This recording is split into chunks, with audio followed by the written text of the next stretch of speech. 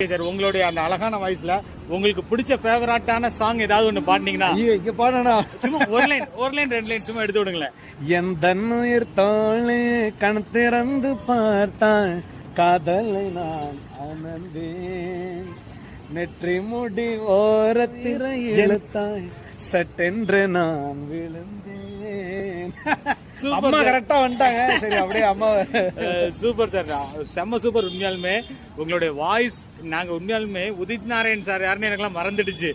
எங்களை பொறுத்த வரைக்கும் நீங்க தான் உதித் நாராயணன். அவரு ஐயோ ஒரு பெரிய லெஜெண்டரி பிளேபேக் சிங்கர், பல மொழிகள்ல பாடின ஒரு மனுஷன்.